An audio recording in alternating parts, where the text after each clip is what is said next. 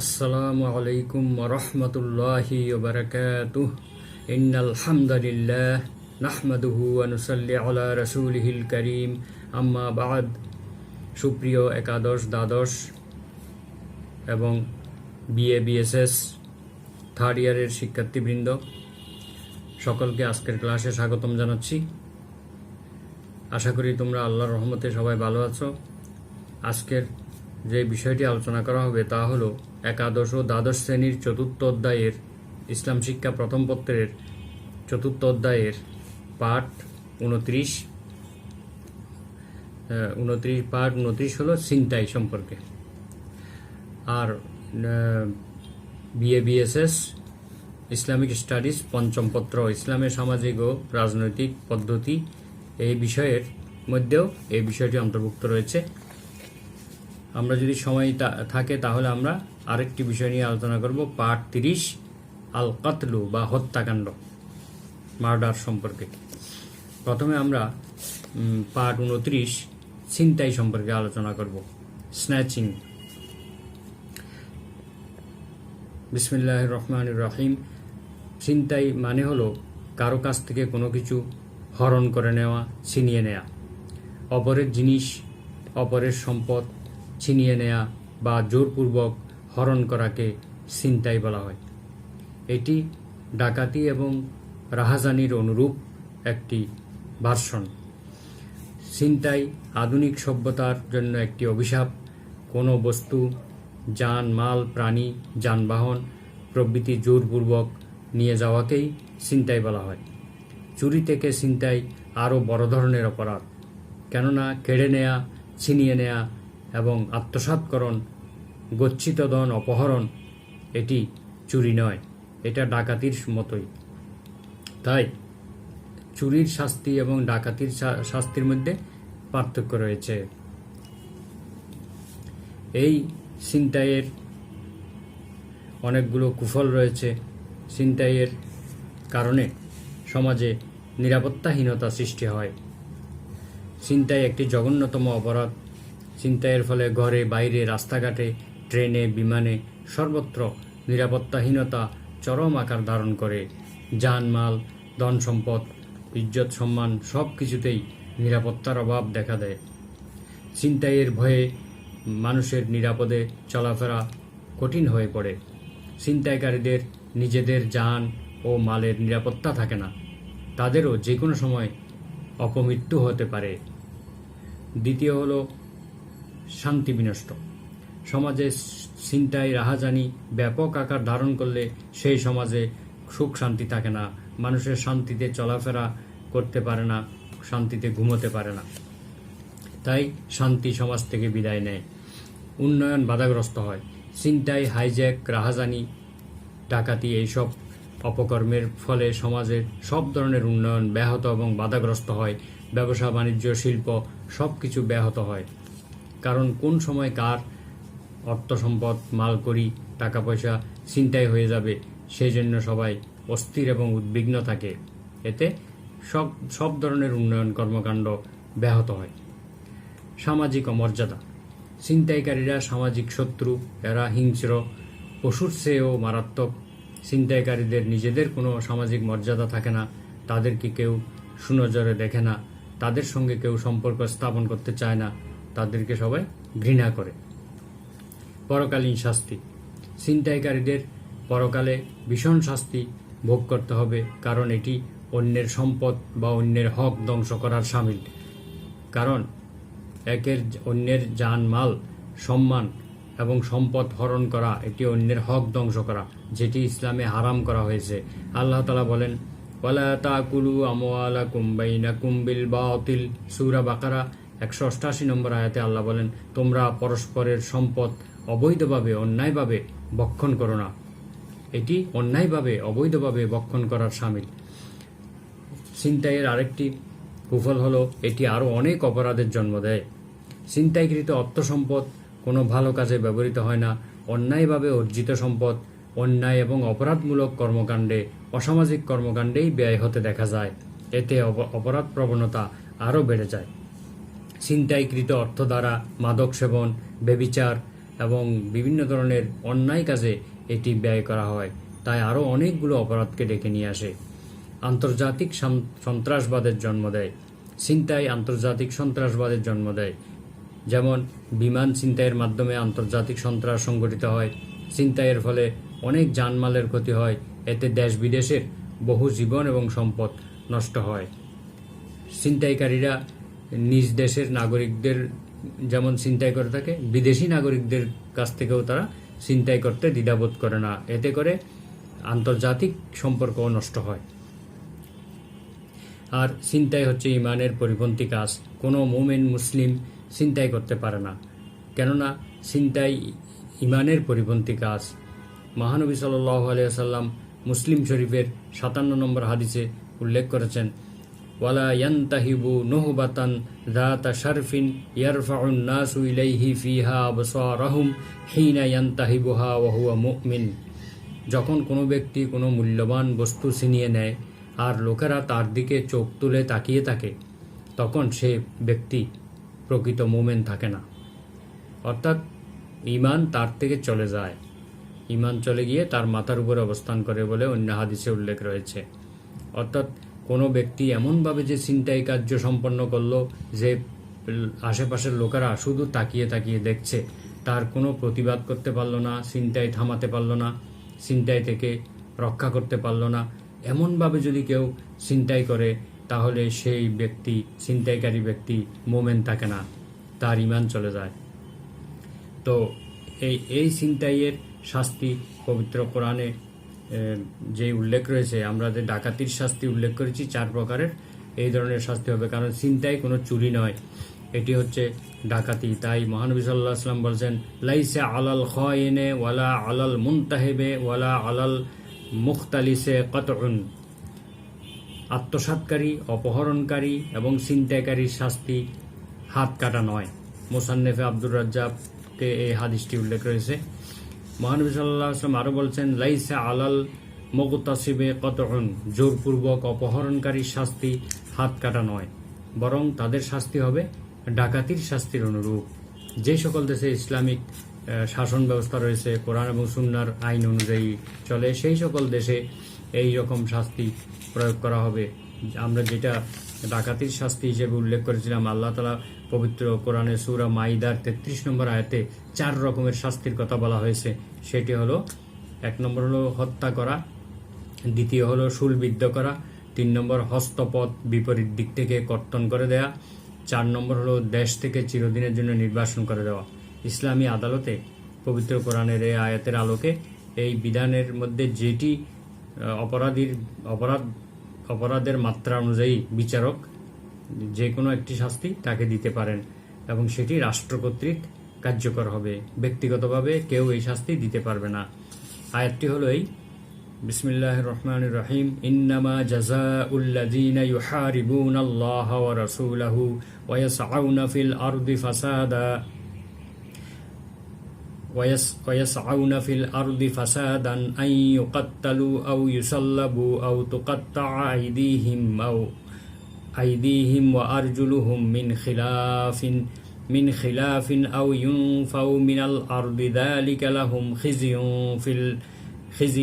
في الدنيا ولهم في الآخرة عذاب عظيم। যেসব লোক আল্লাহ এবং রাসূলের বিরুদ্ধে সশস্ত্র আক্রমণ চালায় তথা ডাকাতি করে এবং পৃথিবী তথা জনসমাজে বিশৃঙ্খলা এবং বিপর্যয় সৃষ্টির লক্ষ্যে অপতৎপরতা চালায়, তাদের শাস্তি হচ্ছে তাদেরকে হত্যা করা হবে, কিংবা তাদেরকে শুলে চড়ানো হবে, অথবা তাদের হস্তপদ বিপরীত দিক থেকে কর্তন করা হবে, কিংবা তাদেরকে দেশ থেকে নির্বাসিত করা হবে। এই লাঞ্ছনা এবং অপমান তাদের জন্য দুনিয়ার জীবনে, আর পরকালেও তাদের জন্য রয়েছে কঠিন শাস্তি। তাহলে এই দুনিয়ার আদালতে যদি কোনো ব্যক্তির ডাকাতি, ছিনতাই অথবা অপহরণ ইত্যাদির অপরাধ প্রমাণিত হয়, তখন ইসলামিক আদালতে তাদের এই ব্যাপারে রায় দেয়া হবে এবং এই রায় কার্যকর করাটা এটি তাদের দুনিয়ার জীবনের জন্য একটি অপমান এবং লাঞ্ছনা, আর আখেরাতে তাদের জন্য আবারও শাস্তির ব্যবস্থা রয়েছে। তবে এখানে যদি এই অপরাধী দুনিয়ার শাস্তি ভোগ করার সময় যদি সে তওবা করে নেয়, আল্লাহ তাআলার কাছে আন্তরিকভাবে অনুশোচনার সাথে সে যদি তওবা করে নেয়, তাহলে হয়তো আখিরাতের শাস্তি থেকে আল্লাহ তাকে মুক্তি দিতে পারেন। তাই এখানে তওবা করা খুবই জরুরি। আর তওবা না করলে আখিরাতেও তাকে কঠিন শাস্তি ভোগ করতে হবে। তাহলে আমরা ছিনতাইয়ের কুফল, সামাজিক, ধর্মীয়, আন্তর্জাতিক কুফল সম্পর্কে আলোচনা করলাম এবং এর ইসলামিক আইন অনুযায়ী এর শাস্তি বিধানটিও আলোচনা করলাম। তো এইসব অপরাধ প্রতিরোধের জন্য, এইসব অপরাধ থেকে সমাজকে রক্ষা করার জন্য ইসলাম এই দৃষ্টান্তমূলক শাস্তির ব্যবস্থা করেছে। ইসলামের দণ্ডবিধি কার্যকর করলে এইসব অপরাধ সমাজে সংগঠিত হতে পারবে না। এবং এই সমস্ত অপরাধ থেকে রক্ষা করার জন্য এই শিক্ষা ব্যবস্থায় এর কুফল সম্পর্কে আলোচনা করতে হবে। শিশুকাল থেকে ছেলে মেয়েদেরকে এই বিষয়ে আল্লাহ পাকের শাস্তির ব্যাপারে সতর্ক করতে হবে। আসলে পবিত্র কোরআন এবং হাদিস দ্বারা যখন কাউকে উপদেশ দেওয়া হয়, সেই উপদেশ মানুষের অন্তরের মধ্যে প্রভাব বিস্তার করে। আমরা এই যে বিষয়টি প্র্যাকটিস করি না বলে আমাদের কোনো উপদেশ কার্যকর হয় না। কোরআন দিয়ে উপদেশ দেওয়া হলে সেটা অবশ্যই মানুষের অন্তরের মধ্যে প্রভাব বিস্তার করবে। মহানবী সাল্লাল্লাহু আলাইহি সাল্লাম সমাজের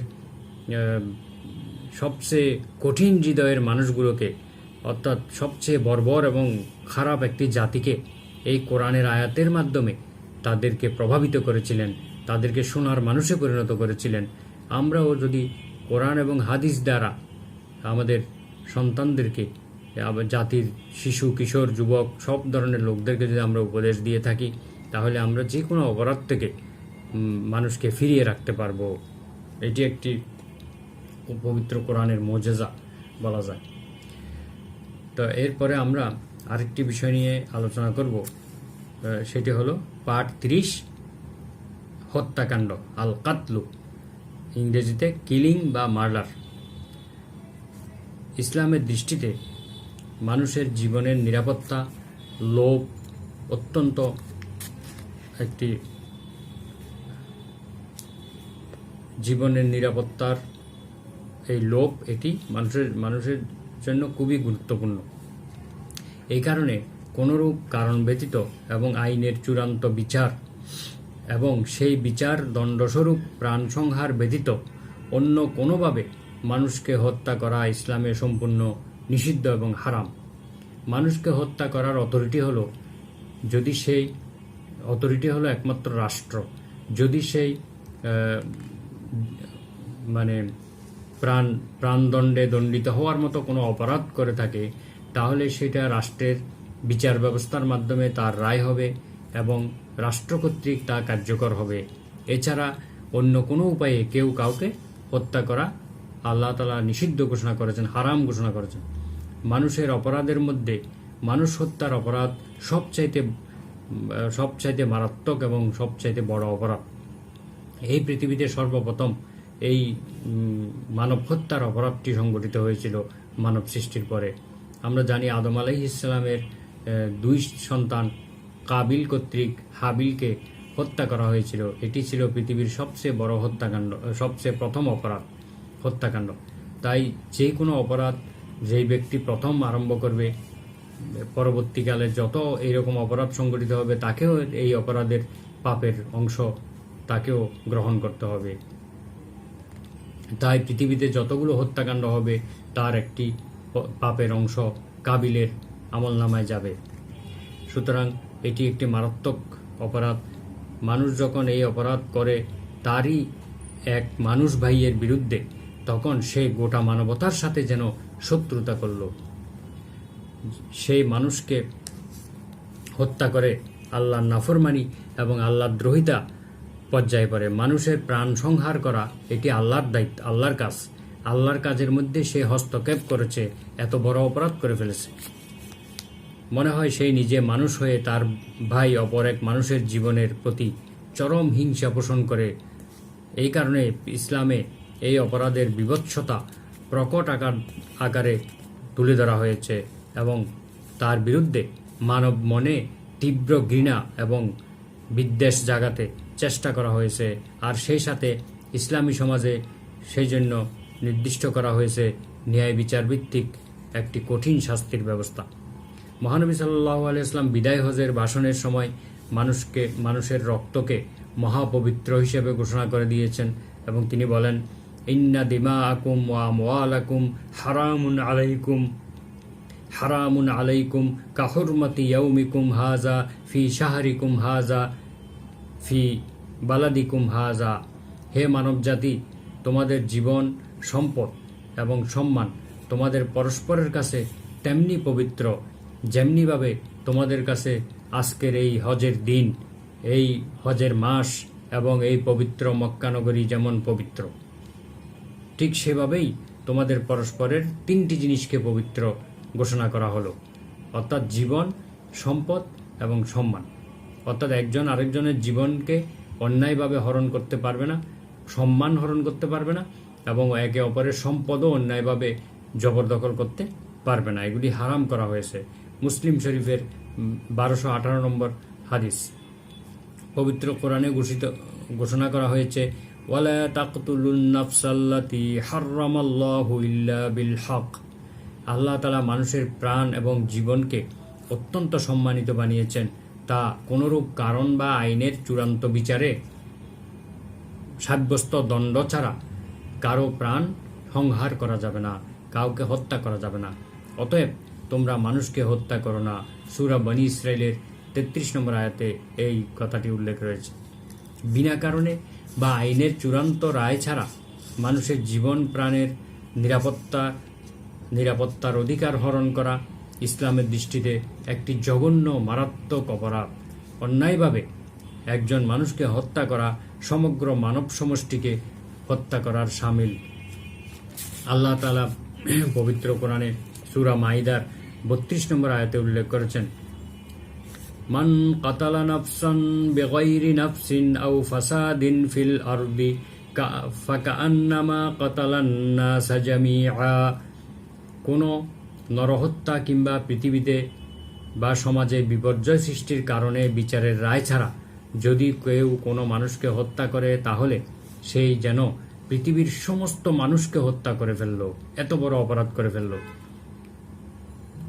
এরপর আয়াত আল্লাহ বলছেন, ওমান আহিয়াহা ফাকান্নামা আহিয়ান নাসা জামিআ। যেই ব্যক্তি একজন ব্যক্তিকে বাঁচিয়ে দিল, সেই যেন গোটা পৃথিবীর মানুষকে বাঁচিয়ে দিল, এত বড় পুণ্যের কাজ করে ফেলল। মহানবী সাল্লাল্লাহু আলাইহি ওয়াসাল্লাম বিনা কারণে মানুষ হত্যাকে কবিরা গুনাহ বলেছেন।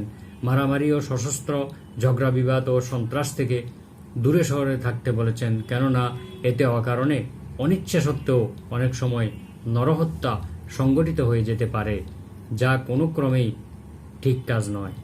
এই জন্য মহানবী সাল্লাল্লাহু আলাইহি ওয়াসাল্লাম বলেছেন, দুজন মুসলমান তরবারি সহ বা কোনো মরণাস্ত্র সহ পরস্পরের সামনে এসে পড়লে একজন নিহত হলে হত্যাকারী এবং নিহত ব্যক্তি দুজনই জাহান্নামে যাবে। আল কাতিলু আল মাকতুলু ফিন্নার। যখন দুজন মুসলমান অস্ত্র নিয়ে পরস্পর মুখোমুখি হয়, তখন ঘটনাক্রমে কেউ যদি মারা যায়, তাহলে দুজনই হত্যাকারী এবং নিহত দুজন ব্যক্তিই জাহান্নামী হবে। তখন নবীজিকে জিজ্ঞেস করা হলো যে কেন, যে ব্যক্তি নিহত হয়েছে সে কেন জাহান্নামে যাবে? তখন মহানবী সাল্লাল্লাহু আলাইহি ওয়াসাল্লাম উত্তরে বলেছেন, ইন্নাহু কানা হারিসান আলা কাতলি সাহিবিহি। কেননা সেও তার প্রতিপক্ষকে হত্যা করতে উদ্যোগী ছিল, আগ্রহী ছিল, কিন্তু ঘটনাক্রমে সে হত্যা করতে পারেনি, তাকেই হত্যা করা হয়েছে। এই জন্য তার নিয়ত কি ছিল, এটাই হলো সবচেয়ে বিবেচ্য বিষয়। সে তার ভাইকে মারার জন্য উদ্যোগী ছিল, আগ্রহী ছিল, কিন্তু সে সুযোগ পায়নি। সুযোগ না পেয়ে সে নিজেই নিহত হয়ে গিয়েছে। এই জন্য দুজনেই জাহান্নামী হবে, কারণ দুজনেই তো একে অপরকে মারার জন্য, একে অপরকে হত্যা করার জন্য অস্ত্র নিয়ে মুখোমুখি হয়েছিল। তাই দুজনই, যেই মারা যাক না কেন, দুজনই জাহান্নামী হবে। বুখারী শরীফের 31 নম্বর হাদিসে এটি উল্লেখ রয়েছে। মহানবী সাল্লাল্লাহু আলাইহি ওয়াসাল্লাম যতভাবে অকারণে নরহত্যা বন্ধ করতে চেষ্টা করেছেন, তার চাইতে আর কোনোভাবে তা বন্ধ করা যেতে পারে। এমনকি তিনি আত্মহত্যাকেও হারাম ঘোষণা করেছেন। কোরআনে বলা হয়েছে লা তাকতুলু আনফুসাকুম, সূরা নিসার 29 নম্বর আয়াতে বলা হয়েছে তোমরা নিজেদেরকে নিজেরা হত্যা করো না, অর্থাৎ আত্মহত্যা করো না। যে কোনোভাবে নিজেকে ধ্বংস করে দেওয়া, নিজেকে তিলে তিলে মেরে ফেলা ইত্যাদি নিষিদ্ধ ঘোষণা করা হয়েছে। মহানবী সাল্লাল্লাহু আলাইহি ওয়াসাল্লাম আরও বলেন, যে লোক নিজের গলায় ফাঁস দেবে তাকে গলায় ফাঁস দিয়ে জাহান্নামে নিক্ষেপ করা হবে, আর যে লোক নিজেকে ছুরি বা বল্লম দিয়ে বিদ্ধ করবে সে জাহান্নামেও নিজেকে আহত করবে। সেভাবে অনবরত সেই নিজেকে ওইভাবে আঘাত করতে থাকবে। রাসূল সাল্লাল্লাহু আলাইহি ওয়াসাল্লাম মানব জাতিকে সর্বপ্রকার নিপীড়ন, নির্যাতন, কষ্টদান, হত্যা থেকে রক্ষা করার জন্য প্রয়োজনীয় উপদেশ ও নসিহত করেছেন। তিনি বলেন, মান হামালা আলাইনা সালাহা ফালাইসা মিন্না, যেই লোক আমাদের উপরে অস্ত্র তাক করবে, অস্ত্র ধারণ করবে বা অস্ত্র নিক্ষেপ করবে, সেই আমাদের দলের মধ্যে অন্তর্ভুক্ত হবে না, অর্থাৎ সেই মুসলমান থাকবে না। এক মুসলমান অপর মুসলমানকে কখনো মারতে পারে না, তাকে মারার জন্য তার দিকে অস্ত্র তাক করতে পারে না, তাহলে সে আর মুসলিম থাকে না। অপর একটি হাদিসে নবীজি বলছেন, সেবাবুল মুসলিমে ফুসুকুন ওয়া কিতালুহু কুফরুন, কোনো মুসলমানকে গালি দেওয়া এটি হলো ফিস্ক, ফাসিকি কাজ, অর্থাৎ পাপিষ্টের মতো কাজ, এবং তাকে হত্যা করা কুফরি। একজন মুসলমানকে হত্যা করা আরেক মুসলমানের জন্য এটি একটি কুফরি কাজ। বুখারী শরীফের 48 নম্বর হাদিসে এটি উল্লেখ রয়েছে। তাছাড়া পবিত্র কোরআনের সূরা নিসার 93 নম্বর আয়াতেও কোনো মুমিনকে হত্যা করা এটি চিরকাল জাহান্নামে থাকার মতো একটি অপরাধ বলা হয়েছে।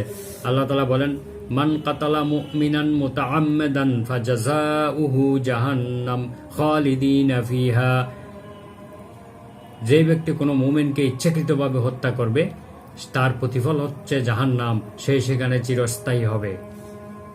আল্লাহ তাআলা তার উপরে গজব নাজিল করবেন, তার উপর অভিশাপ করেছেন এবং তার জন্য কঠিন শাস্তি প্রস্তুত করে রেখেছেন। এই ইচ্ছামূলক হত্যার ইহকালীন এবং তাৎক্ষণিক শাস্তির বিধানও আল্লাহ তাআলা পবিত্র কোরআনে ঘোষণা করেছেন। প্রচলিত আইনে যেমন শাস্তির ব্যবস্থা রয়েছে, ইসলামেও কোরআনে আল্লাহ তাআলা এই শাস্তির বিধান নাজিল করেছেন। যে সকল রাষ্ট্রে কোরআনের শাসন রয়েছে বা ইসলামিক শাসন রয়েছে সেই সকল রাষ্ট্রে আদালতের মাধ্যমে এই বিচার করা হবে এবং রাষ্ট্রীয়ভাবে তা কার্যকর করা হবে। তাদের আল্লাহ তাআলা বলেন, তাদের জন্য দণ্ডবিধি করে দিয়েছি যে ইন্নান নাফসা বিন নাফসি ওয়াল আইনা বিল আইনি ওয়াল আনফা বিল আনফি ওয়াল উযুনা বিল উযুনি ওয়াস সিন্না বিস সিন্নি ওয়াল জুরুহা কিসাস। এইভাবে কোরআনের সূরা মাইদার 45 নম্বর আয়াতে আল্লাহ বলছেন, তাদের জন্য দণ্ডবিধি করে দিয়েছি যে প্রাণের বদলে প্রাণ, চোখের বদলে চোখ, নাকের বদলে নাক নিতে এবং দিতে হবে, আর সকল জখমের কিসাস হবে বা প্রতিফল প্রদান করা হবে, প্রতিশোধ নেওয়া হবে। এই পর্যায়ে আরও ঘোষণা করা হয়েছে, ইয়া আইয়ুহাল্লাযীনা আমানু কুতিবা আলাইকুমুল কিসাসু ফিল কাতলা আল হুররু বিল হুররি ওয়াল আবদু বিল আবদি ওয়াল উনসা বিল উনসা। সূরা বাকারার 178 নম্বর আয়াতে বলেন, হে মুমিনগণ, হে বিশ্বাসীগণ, তোমাদের জন্য হত্যা কার্যে কিসাস ফরজ করে দেয়া হয়েছে। অর্থাৎ কেউ যদি কাউকে হত্যা করে তার হত্যার রাষ্ট্রীয়ভাবে প্রতিশোধ গ্রহণ করা এটি ফরজ করে দেওয়া হয়েছে। স্বাধীন মানুষের জন্য কোনো স্বাধীন মানুষকে হত্যা করলে সেই স্বাধীন মানুষকেও হত্যা করতে হবে। কৃতদাসকে হত্যা করলে সেই কৃতদাসকেও হত্যা করতে হবে। মেয়ে লোককে হত্যা করলে ওই মেয়ে লোককেও, হত্যাকারীকেও হত্যা করতে হবে। এই ব্যাপারে পবিত্র কোরআনে নির্দিষ্ট করে দিয়েছেন। আর এই হত্যাকাণ্ডের বিচারের মধ্যে কি উপকারিতা রয়েছে আল্লাহ তাআলা বলেছেন, ওয়ালাকুম ফিল কিসাসি হায়াতুন ইয়া উলিল আলবাব, হে বুদ্ধিমান মানুষেরা, হত্যার রাষ্ট্রীয় প্রতিশোধ গ্রহণ করার মাধ্যমে তোমাদের অনেক জীবন নিহিত রয়েছে। অর্থাৎ হত্যাকাণ্ডের বিচার হলে বা এর রাষ্ট্রীয়ভাবে যদি এর প্রতিশোধ গ্রহণ করা হয় বা বিচার করা হয় তাহলে অনেক মানুষের জীবন বেঁচে যাবে। এই জন্য বলা হয়েছে এর মধ্যে জীবন আছে। হত্যাকাণ্ডের প্রতিশোধের মধ্যে জীবন রয়েছে। তার মানে হলো একটি বিচার হলে, দৃষ্টান্তমূলক বিচার হলে অনেক মানুষের জীবন রক্ষা পেতে পারে, বেঁচে যাবে, তাই এটাকে জীবন বলা হয়েছে। সূরা বাকারা 179 নম্বর আয়াতে এটি বলা হয়েছে। বস্তুত নরহত্যা একটি জঘন্যতম অপরাধ, অমার্জনীয় অপরাধ। কোরআন এবং হাদিসের বিভৎসতা এবং শাস্তির কথা উল্লেখ রয়েছে। দুনিয়ার জীবনে তো এই শাস্তি রয়েছেই, সঙ্গে সঙ্গে যদি তওবা না করে তাহলে আখেরাতেও তার জন্য শাস্তি থাকবে। তাই দুনিয়ার শাস্তির সঙ্গে সঙ্গে দুনিয়ার আদালতে যদি প্রমাণিত হয় কোনো ব্যক্তি হত্যাকারী, তাহলে তার তো শাস্তি হবেই। এই শাস্তির সঙ্গে সঙ্গে যদি হত্যাকারী ব্যক্তি তওবা করে, তাহলে আখেরাতের শাস্তি থেকে আল্লাহ তাকে মুক্তি দিতে পারেন। যেমন কাজেই হত্যা এবং হত্যার মতো আরও যেসব অপরাধ আছে সেই সব অপরাধ থেকে বেঁচে থাকতে হবে। যেমন মানব বংশ নিয়ন্ত্রণের মাধ্যমে মানব বংশের বিলুপ্তি হওয়ার আশঙ্কা থাকে। তাছাড়া এই নরহত্যার পাশাপাশি আরও অনেক অপরাধ এসে জড়ো হয়। তাই এই ঘৃণ্যতম অপরাধ থেকে নিজেকে বাঁচাতে হবে এবং বাঁচাতে হবে সমাজকে, নচেত সমাজের মানুষ শান্তিতে বসবাস করতে পারবে না। আর এই জন্য ইসলামের অনুশাসন মেনে চলতে হবে। ইসলামের অনুশাসন প্রতিষ্ঠিত হলে সমাজ থেকে হত্যা, খুন খারাপি, সন্ত্রাস এবং ইত্যাকার সকল অপরাধ নির্মূল করার কোনো বিকল্প ব্যবস্থা মানুষের কাছে আর থাকবে না। তাই ইসলামের বিধিবিধান মেনে চলার মাধ্যমে এই হত্যাকাণ্ড থেকে বিরত থাকতে হবে, সকলকে বিরত রাখতে হবে। এর ভয়াবহতা, এর পাপের জঘন্যতা সম্পর্কে সকলকে ছোটবেলা থেকেই শিক্ষাদান করতে হবে এবং এর ব্যাপারে সতর্ক করে তুলতে হবে। মোট কথা, পবিত্র কোরআনের আয়াত পাঠ করে যখন কাউকে উপদেশ দেওয়া হবে, এটা অবশ্যই তার মধ্যে প্রভাব বিস্তার করবে। যার ভাগ্য খারাপ, যে হেদায়েত হবে না, সেটি ভিন্ন ব্যাপার, কিন্তু বেশিরভাগ লোককেই এটি প্রভাবিত করবে। তাই আমরা কোরআন দিয়ে, হাদিস দিয়ে বোঝাবো আমাদের সন্তানদেরকে, সকলকে, যে এইসব অপরাধের ভয়াবহতা সম্পর্কে, কঠিন শাস্তি সম্পর্কে। তাহলেই আমরা সমাজকে অবৈধ হত্যাকাণ্ড থেকে আমরা রক্ষা করতে পারবো। তো আমরা আজকে এই দুটি পাঠ থেকে জানতে পারলাম ছিনতাই কাকে বলে, ছিনতাইয়ের কুফল, সামাজিক এবং রাষ্ট্রীয় এবং আন্তর্জাতিক কুফল সম্পর্কে জানতে পারলাম এবং এই ছিনতাই থেকে সমাজকে রক্ষা করার উপায় সম্পর্কে জানতে পারলাম। আর পাঠ 30 হত্যাকাণ্ড কাকে বলে এবং হত্যাকাণ্ডের ব্যাপারে ইসলামের শাস্তি এবং ইসলামের এর ভয়াবহতা, ইসলামে হত্যাকাণ্ডের মাধ্যমে সমাজে যে বিশৃঙ্খলা এবং ভয়াবহতা সৃষ্টি হয় সেই সম্পর্কে জানতে পারলাম এবং হত্যাকাণ্ড থেকে রক্ষা করার জন্য, সমাজকে রক্ষা করার জন্য আমাদেরকে ইসলামিক বিধিবিধান অনুসরণ এবং ইসলামের শিক্ষাকে ব্যাপকভাবে প্রচার প্রসার ঘটানোর সম্পর্কে আমরা জানতে পারলাম। তো আজকের ক্লাস আমরা এখানেই সমাপ্ত করলাম। পরবর্তী ক্লাসে ইনশাল্লাহ আবার দেখা হবে। সবার সুস্বাস্থ্য, দীর্ঘায়ু এবং সুন্দর জীবন কামনা করে এখানে শেষ করলাম। সুবহানাকা আল্লাহুম্মা ওয়া বিহামদিকা আশহাদু আল্লা ইলাহা ইল্লা আনতা আস্তাগফিরুকা ওয়া আতুবু ইলাইক। আসসালামু আলাইকুম ওয়া রাহমাতুল্লাহ।